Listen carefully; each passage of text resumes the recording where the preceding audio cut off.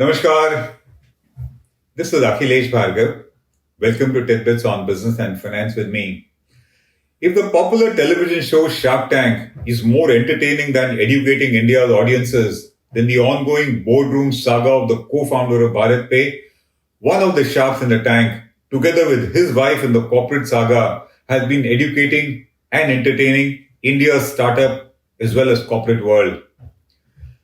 BharatPe is an Indian fintech entity which caters to small merchants and kirana stores in India by offering a range of fintech products which include a QR code for UPI payments, which also includes a service called Bharat Swipe for card acceptance, and it also includes small business financing with merchant loans up to 7 lakh rupees. The company is called Resilient Innovations Private Limited and it has raised $700 million so far from a clutch of global investors, with its entity valuation in its latest round of funding being pegged at $2.85 billion. Its troubled co-founder Ashneer Grover now values it at $6 billion and demands a price of 4,000 crores for his 9.5% stake in the company should he be forced to exit from the company. Ashneer, an IIT IIM Ahmedabad alumnus, is in the docks, and so is his wife Madhuri, for alleged misconduct and malpractices whose findings seem to be getting murkier by the day. The question is, how has the saga unfolded so far?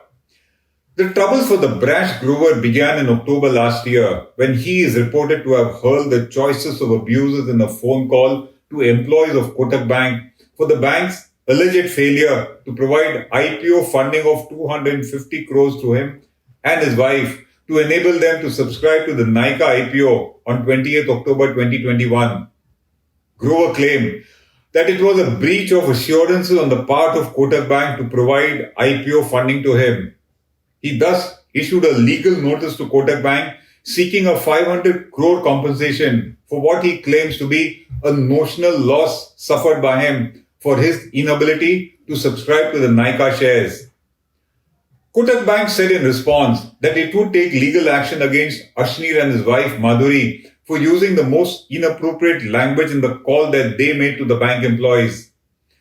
This was very clear from the audio clip of the phone conversation which was loaded and issued on social media, which later of course went viral. Grover said that the audio clip was fake and that it was an attempt to extort money from him. He further said that he has more character and that the internet has enough scamsters. His response to it was not at all convincing, and the dice loaded against him soon gathered momentum.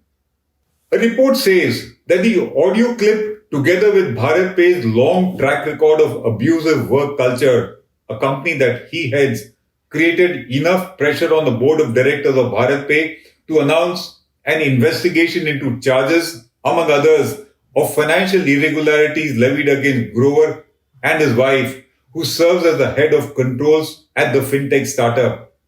That's why BharatPe said on 19th January 2022 that Grover had gone on voluntary leave till the end of March 2022, which its board then said was in the best interest of the company. It yet then announced on 29th January 2022 that BharatPe is committed to the highest standards of corporate governance and that it is conducting an independent audit of its internal processes and systems.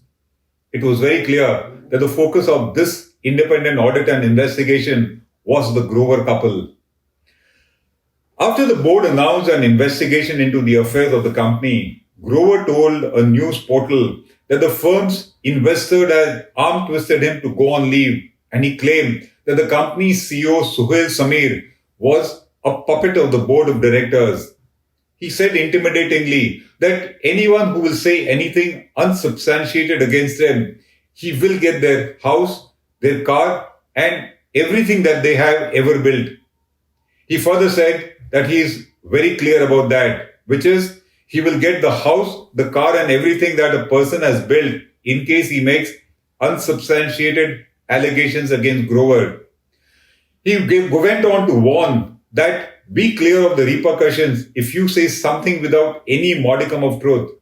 He further said that the founder is a guy who has the spine to raise money from someone and tell them that I'm not here to dance to your tunes.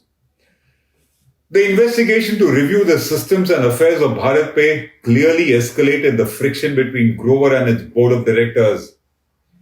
In his capacity as the managing director and co-founder of the company, under the terms of the shareholders agreement signed between him and the co-founders and the shareholders, he demanded the removal of Suhail Samir, the BharatPe CEO, from its board of directors. Incidentally, Suhail happened to be Grover's appointee as the CEO of the company whenever he had been appointed. Grover had earlier announced the appointment of Suhail Samir as the CEO of BharatPe in recognition of what he called the stupendous business growth that he had delivered and for his ability to lead from the front. Reports now say that the relationship between Grover and Samir has soured, and its directors have decided to stand by Samir and have refused to remove him from the board of directors as has been demanded by Grover. Things have only gone murkier from there now. The recent newspaper reports now say that the preliminary findings of the forensic audit indicate several financial irregularities at BharatPe. And what are those irregularities that the preliminary reports indicate? The first one, the report indicates that the fintech firm was said to be paying several crores of rupees by way of questionable recruitment fees to a number of consultants, which appears to be suspicious. It says that in 5 such cases, employees have confirmed their joining date as the one mentioned in the vendor invoice, but they had no knowledge whatsoever of being engaged or recruited through those consultants to whom such fees has been paid by BharatPe. Further, in 3 out of those 5 cases, Madhuri is said to have directly received the invoices from the vendors and forwarded them to the accounts team for payment. On further examination of those invoices, the investigation found that all these invoices originated from Shwetank Jain, who is identified as the brother of Ashneer's wife Madhuri. The third one, the invoices of various vendors to whom payments have been made by BharatPe are also found to have certain commonalities, such as they have similar typeface, they have similar email IDs, they have the same addresses, the same formats, and some even have the same bank branch for their accounts for payments to them. Moreover, a majority of the invoices had a connection with Panipat, which is the hometown of Madhuri. With such incriminating preliminary forensic findings, the investigation into the affairs of BharatPe, according to us, will only get more extensive and intensive, and it looks very unlikely that Grover will ever return to BharatPe, which he incidentally has co-founded. And if this kind of conduct is found to be unbecoming of the promoter of a fintech entity transacting public funds and dealing with the public at large, then the case of Grover is not an isolated one. Such inappropriate behavior by the founder of a tech startup, however deplorable, however much not acceptable, has been noted from time to time. Such shocking conduct was reported in 2015 too by one Rahul Yadav, the co-founder of a then popular disruptive startup called Housing.com, and his unruly behavior also hit the headlines. The company, which is Housing.com, had well-known and large venture capital funds as its investors, with their nominees on the board of directors of the company. Rahul Yadav had called the board members and investors as intellectually incapable of having a discussion with them. He wrote a mail to Shailendra Singh of the venture capital firm Sequoia Capital, a big investor in the company and also a big investor in India, threatening to vacate the firm if they did not stop messing around with him. He further warned that this marks the beginning of the end of Sequoia Capital in India. Well, there was no end of Sequoia Capital in India, and its investments have only grown in leaps and bounds after that, as he had threatened in his email saying that there will be an end to Sequoia Capital in India.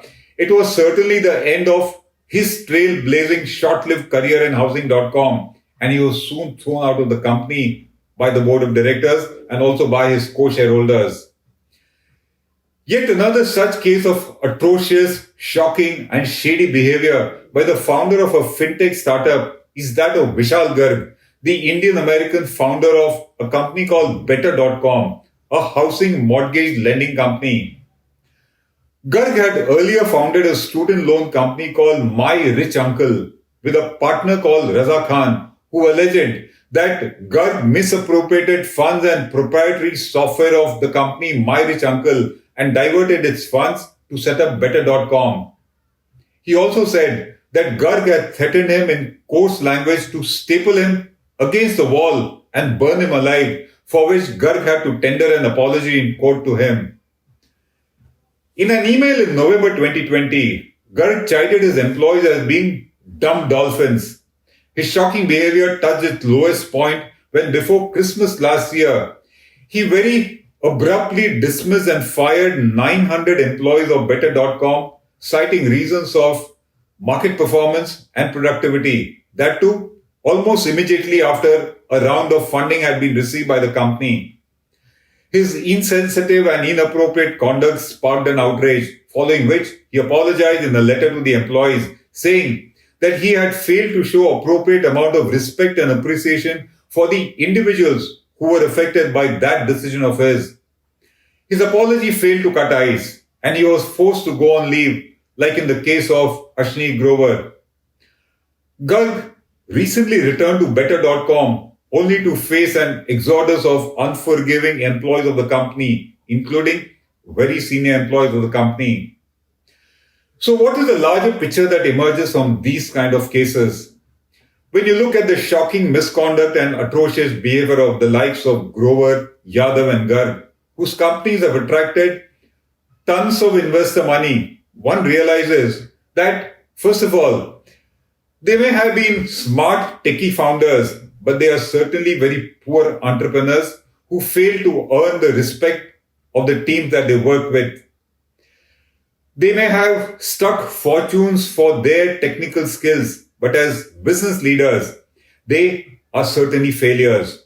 Such eccentrics need to be subjected to the most stringent corporate controls if a startup has to succeed. They cannot be allowed to run amok and destroy the value or destroy what the company has sought to go out to create.